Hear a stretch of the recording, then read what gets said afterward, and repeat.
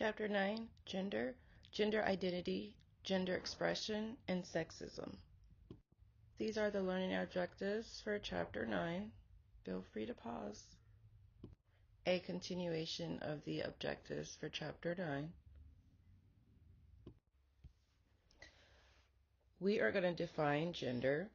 So gender is defined as the attitudes, feelings, and behaviors that a culture associates with a person's biological sex.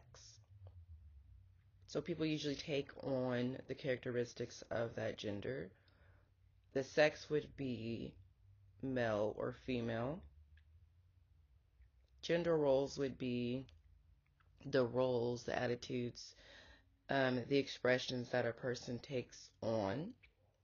And then gender role socialization would be whatever that specific society deems as what a certain gender should do. So what they believe men should do, and then also what they believe women should do. We're going to discuss the social construction of gender.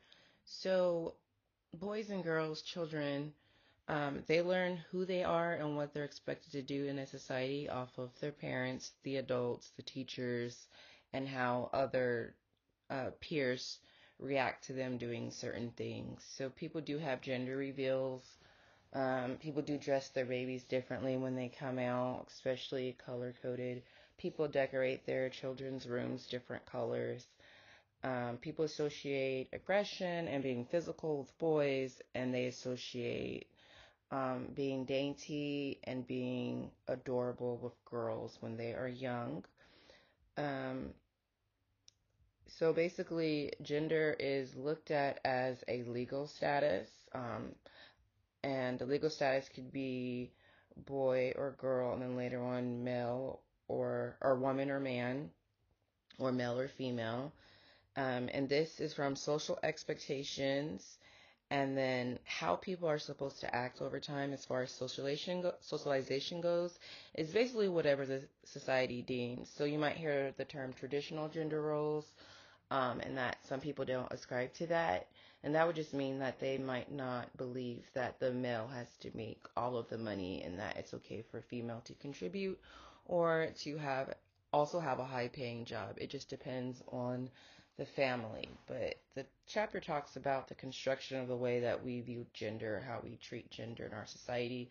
This is not really discussing sex, which would be the organs that people are born with. We will talk about a little diversity in the next slide. So in this section, we talk about a little bit of the complexities and diversities when it comes to gender.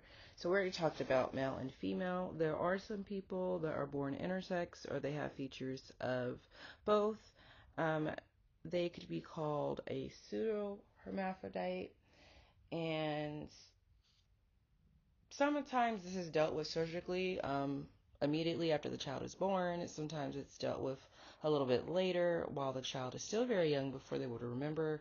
And then other times it's dealt with when the person gets older. It depends on the situation. It depends on how formed the organs are. If someone is born with both genitalia, then sometimes the parents choose, especially back in the day, but other times people wait a little bit to see the type of personality the kid might have, or to see what other characteristics might grow. So no matter what or how someone is born, they should always be treated with respect. Parents should be informed, and if the person becomes old enough, they should be informed. And then they should also be connected with other families that are dealing with the child that may be intersex, so that way they can understand what they're up against and what the pros and cons might be for having surgery early or not having surgery early.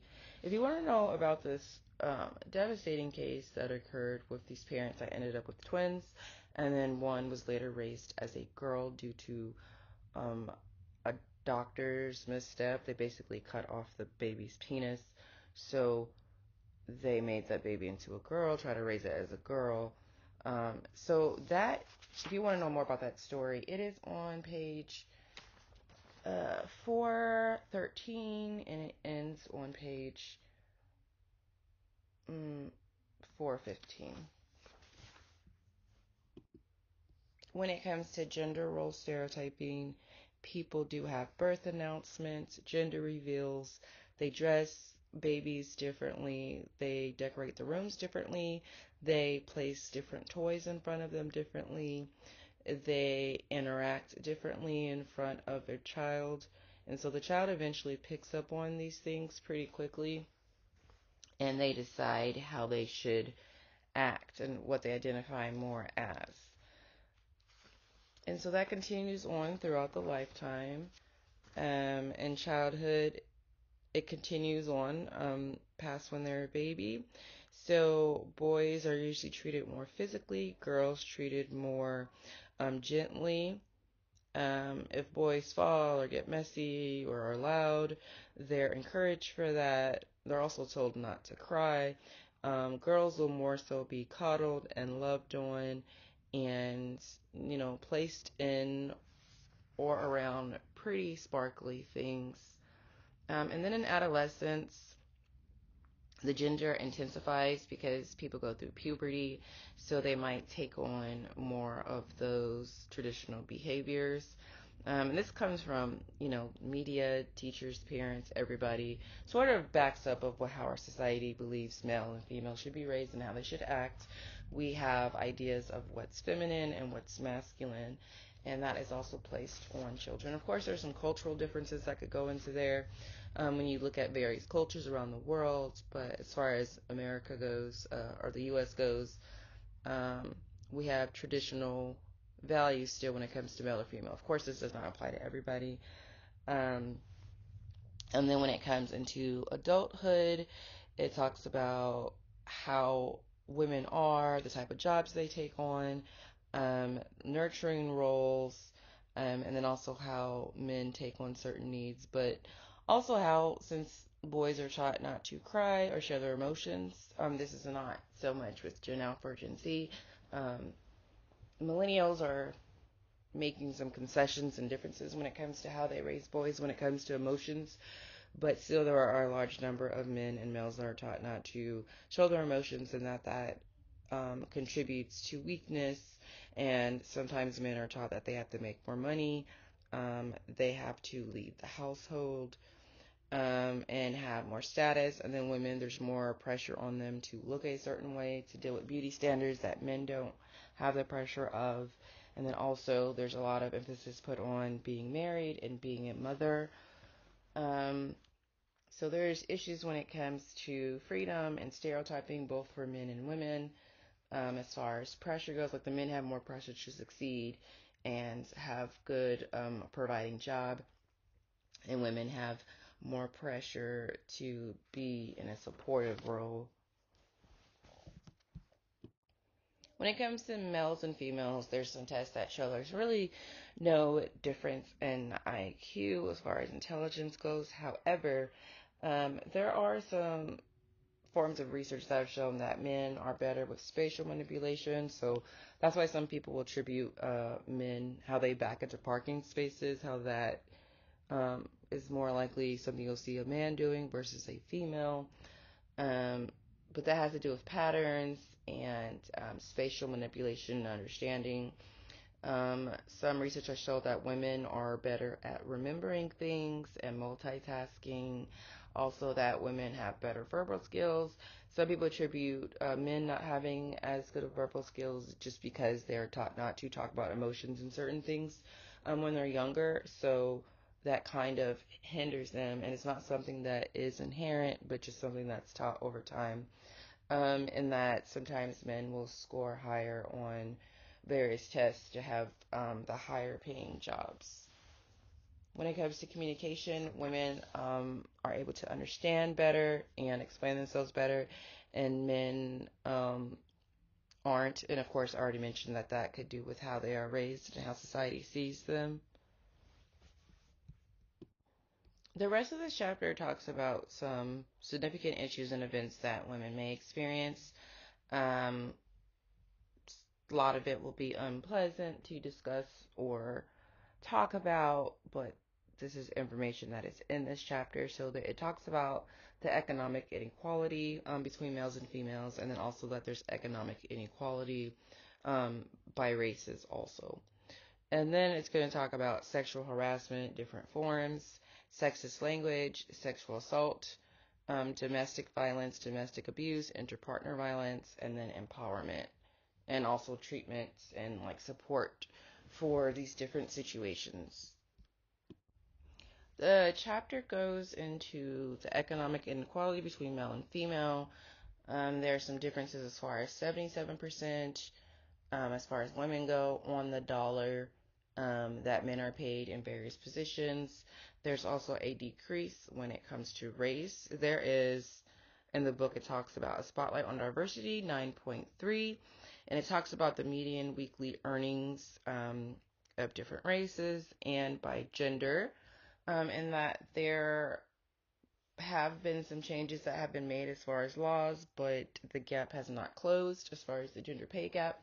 Also, that women take on supportive roles in jobs, so they get paid less, and that could be service workers, nurses, teachers, and that men are more likely to take on things with science, tech, engineering, math. So there might be doctors, dentists, lawyers. Of course, there's changes in that over time, but it hasn't fully changed.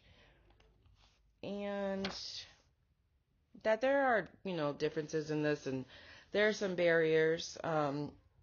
Some could be that men don't want to answer to a female boss.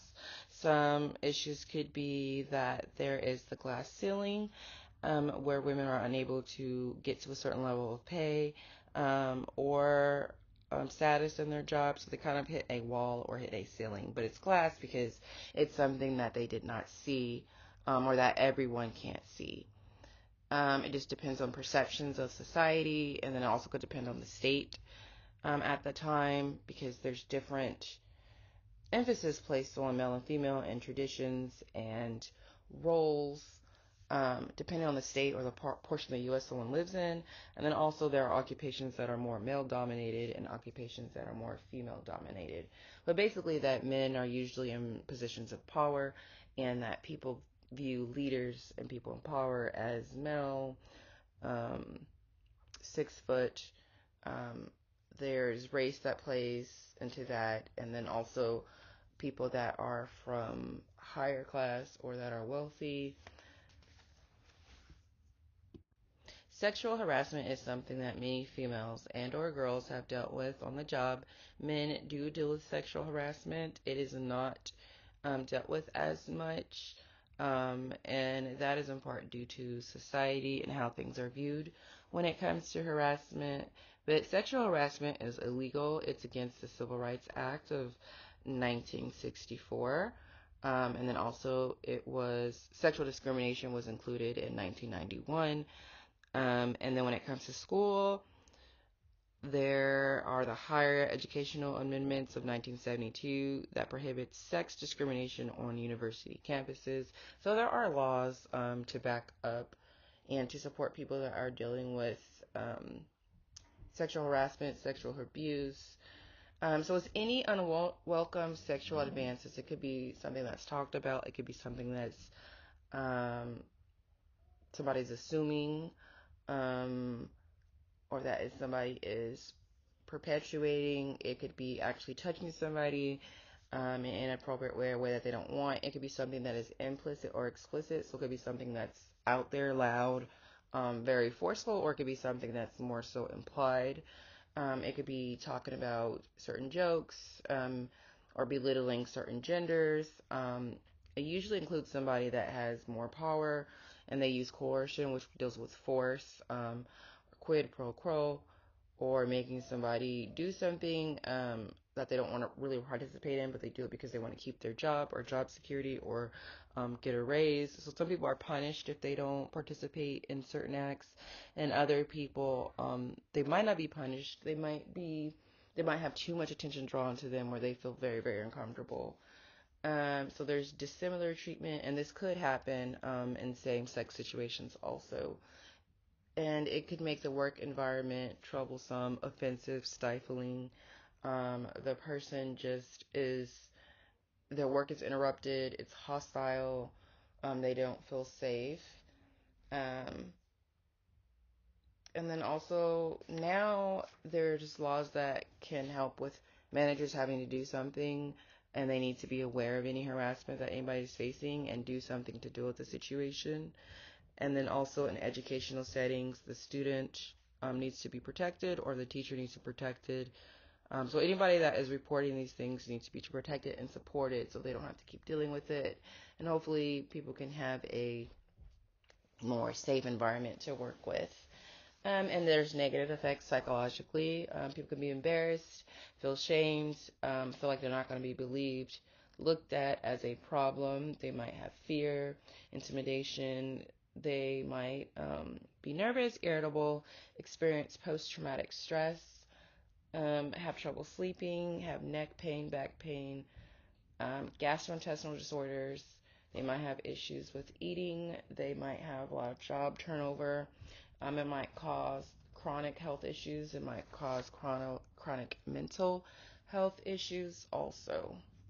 And there are some tips for confronting sexual harassment, and that is highlighted on page 432 of your textbook. And it talks about going to HR, telling the person to stop, contacting the Equal Employment Opportunity Commission, knowing state laws, going to someone who is in power as far as a manager, or just to get support for the situation to make it stop. Document everything, be assertive, and make sure there's no questions about the person not wanting any of the harassment.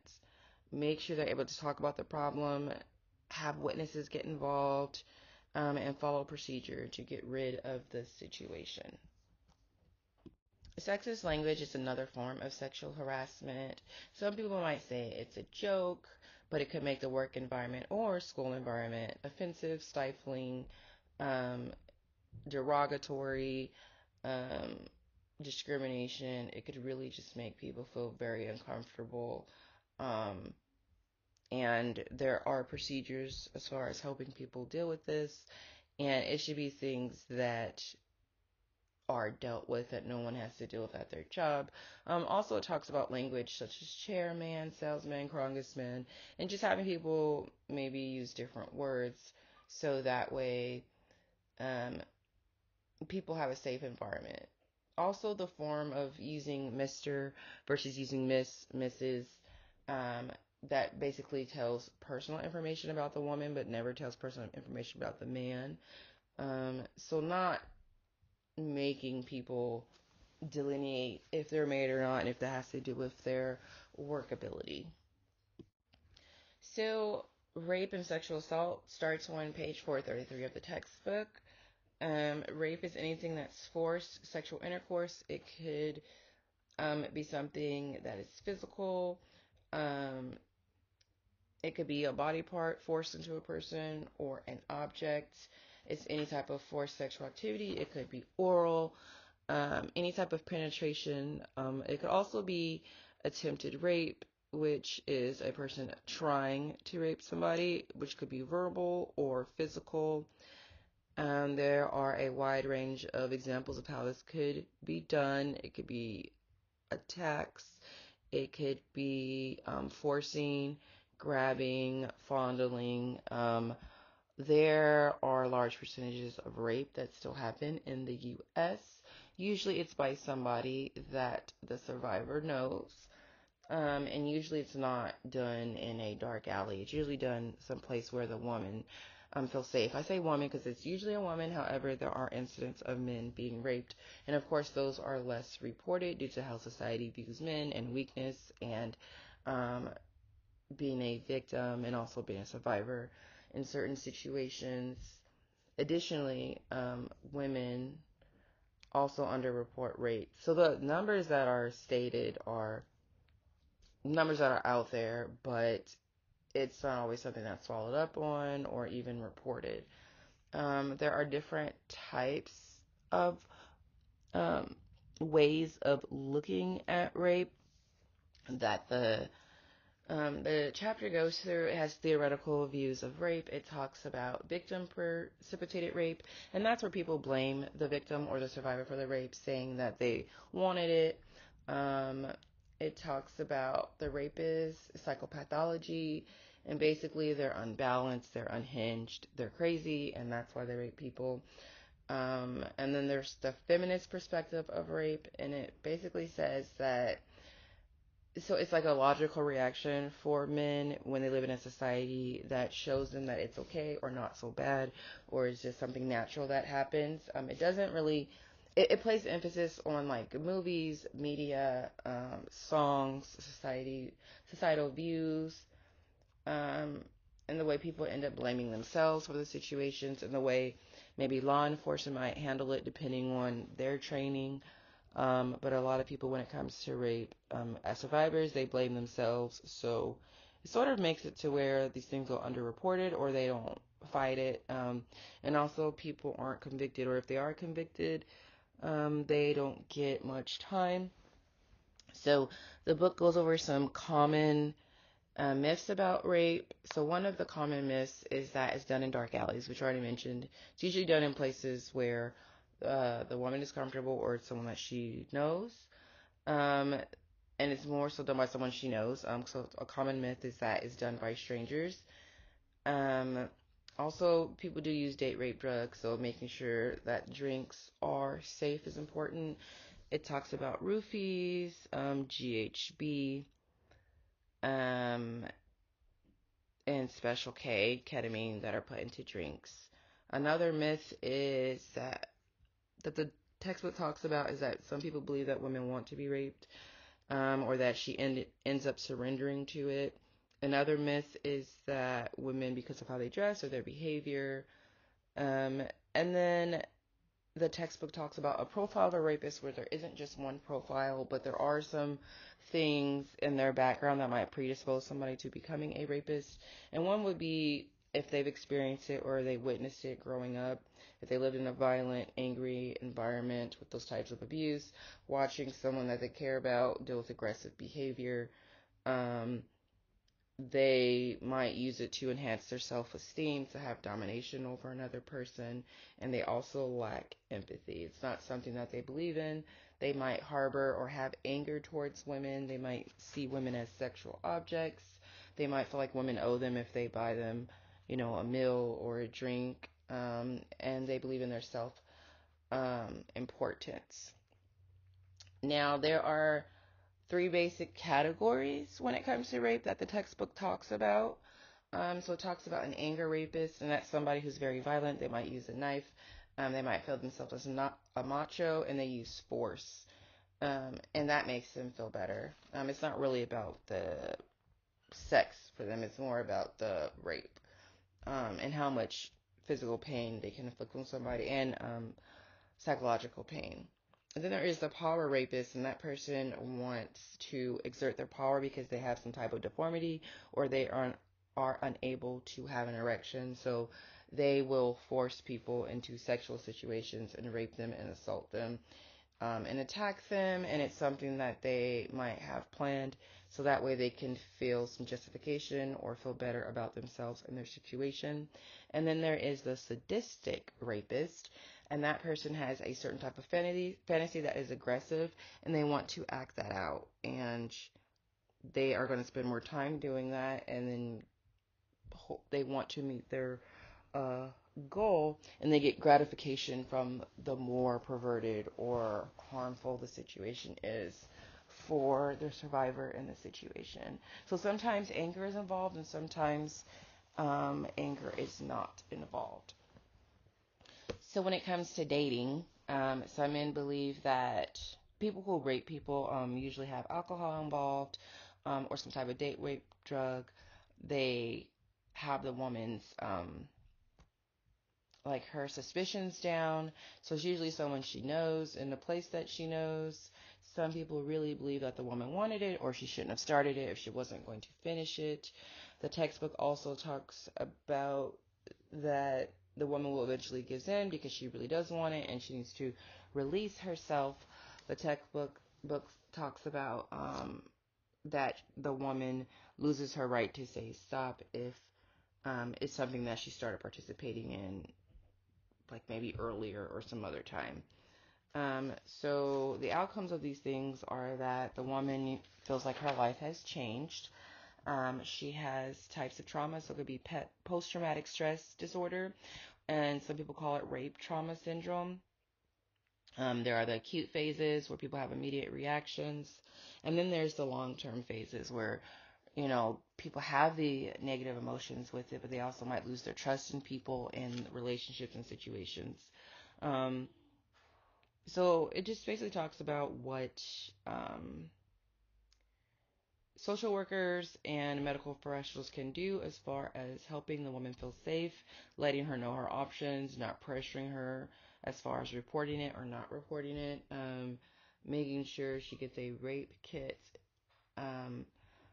usually before the 48 hours are up, but as soon as possible, not pressuring her to talk about a lot of things, um, dealing with counseling, getting support from family members and close friends, understanding like what happened to them and reassuring them that it's not their fault and that this is solely on the rapist, that was their plan, letting the woman know that she can get her strength back, having her around people that make her feel safe in environments that make her feel safe, letting her know and focusing on the good things that she did in order to protect herself, and also the fact that she even survived the situation, because some of these rapes do lead to death.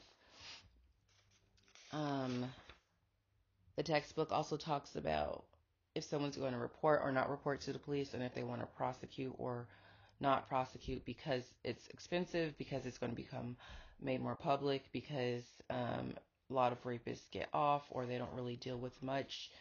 And then also because sometimes they don't believe the police take them seriously, or that society even takes them seriously. There are some laws, but it depends on the state. Also, usually the victim ends up humiliated and discredited, so sometimes they just don't want to go through that. That there are a lot of negative consequences, how they shouldn't take a shower until after they have had a rape kit done. Also, the medical status, so if they have like any injuries that was done to them, or if seeing if they did end up pregnant from the rape, and letting them know what they can do in these situations, and also getting tested for STIs and STDs. So just getting them the medical care that they need. Another portion of this text in chapter 9 talks about intimate partner violence, domestic violence, family violence, batter women syndrome. And there are some myths, of course, when it comes to this. Basically, nobody should be harmed. No one should be hit in situations. It could be anything from being physical, it could be psychological, financial, sexual. All of this falls into domestic violence. Um, there are laws that have started a little bit around 40 years ago, so that's why there's not always complete enforcement of these laws. It's more of a relatively newer phenomenon, and basically there needs to be more training as far as police departments. There needs to be more training as far as society, and then spreading awareness. Some people don't even believe that they could be battered or raped by someone that they're married to, and yes, that is a possibility. So there are some myths when it comes to it. So some people think it's rare, but it's actually something that's more frequent than not. They might think people don't get hurt badly because they stay in the situation, and people do get hurt badly. Some do end in the hospital, some don't. Some people blame the woman, saying that she must have done something to cause it. And then some people believe it only happens to poor people, which it doesn't discriminate when it comes to income or social economic status. Um, People who are more likely to be battered are women. So the book does talk mostly about women, but it does mention same-sex relationships when it comes to abuse, and then it also does talk about how men can be battered. Usually men are bigger, stronger, so they're able to defend themselves in situations. However, sometimes men don't. But usually when men batter, it is for control of the woman and of the situation. They also don't like, men also who batter women don't like their authority being questioned. Victims deal with terror. They might fight back, they might not. They might have rage, outbursts of anger. Sometimes the issues come from socioeconomic problems, but not always. They might feel guilty, they might feel terrible, they might feel like they're part of the situation that caused it. People that are abusive tend to believe in masculine gender role stereotypes. They also don't show empathy. They aren't sensitive to others. They don't like dealing with their emotions or showing any signs of weakness or caring. They believe that men should be in charge in society. They usually are insecure and jealous and think that their woman might be taken by someone else or might fall for someone else. So they do things to isolate their partner away from friends and family. It's more of a coordinated attack over time and just making themselves the center of that woman's world, so she's less likely to leave because she might end up alone if she leaves him. Telling her things to make her believe that she can't leave him or she won't be able to survive. Letting her know that she'll probably end up in poverty if she leaves him, or she might depend on him already financially. So there's phases when it comes to the cycle. So there's the first phase where the stress and tension, and the woman's trying to like walk on eggshells and make things better. The second phase is when the battering happens. The person is abused verbally, physically, sexually, financially. All of those things happen. And the third phase is when the abuser says they're sorry, they're remorseful, they don't want to do it again, they make up. Then the textbook talks about reasons why women stay in those abusive situations, and it could be because of financial dependence. They don't have power, they feel isolated, they don't believe they have anywhere to go, they don't think there's anything they can do to change it, they might fear for their lives or fear for their children, they might believe that their children need a father, regardless of what they go through. The woman might not have self-confidence or self-esteem. She might be brainwashed if you think of the way war prisoners are brainwashed. So the textbook and research compares it to war prisoners, and that's on page 445. Also, that these women usually are dominated, so they experience intimidation, criticism, and violence. They fear their abuser. They fear leaving. The most dangerous time for a woman is after she actually leaves the abuser, because that's usually when he has nothing to lose and he feels like she should not have left for the various reasons he might come up with. So some tolerate it because they think they're surviving that way. So that might be why they don't leave. Some feel guilt and believe that there's something that they could have done better to prevent it. Some feel like they have nowhere to go. They don't have a home to go to or family to go to or friends, or maybe they live far. Some fear for their children, so they feel like they might as well stay and deal with it, so the violence doesn't play onto them. Some people still love their partners. You might have heard of Stockholm Syndrome, where they still love the person, still do what they say, even though they're being treated horribly. And that could happen in some kidnapping situations. And it's important just for society and people to know that there are ways they can deal with it. So training when it comes for police officers, so they know how to deal with the sensitive situations of people that have been battered. So they might have specialized police units to deal with these things. Making sure that police officers are no longer lenient toward batterers and don't see it as just like a family issue that they should deal with. Making sure that someone is taken away at the scene so that way both people aren't left there after the police leave. Making sure that people get restraining orders for them and their children if the situation needs it. Making sure that everyone understands the arrest policy and the laws in order to protect the survivors. And then making sure that people are prosecuted whether the survivor wants to do it or not. Sometimes the state can prosecute, especially when it comes to children being battered. So there are some laws like the Federal Violence Against Women Act of 1994. So there's that one that helps support women, and that's to make sure like there's money at domestic violence centers, make sure there's money in the community, various communities, making sure people have shelters to go to, access to lawyers or people to help them through the bureaucratic system if they have to go to court against the person they want to escape, making sure that the person who has abused someone doesn't have access to weapons, because usually they'll use that weapon to bring them back or to kill the person that has left. And then also making sure that they go through with the restraining orders and make sure schools, communities, and everyone deals with the patriarchal part of society that makes domestic violence a thing that is so pervasive. There are crisis lines, there's counseling, there's couples counseling, there's individual counseling, there's counseling for the kids. There's people who are stalked.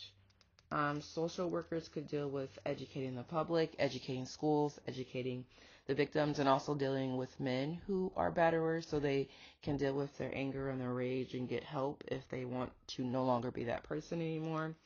Legal advocacy, because sometimes it's expensive or the woman doesn't have the means to fight against the man legally because she may depend on him since they're more likely to believe in those traditional gender roles.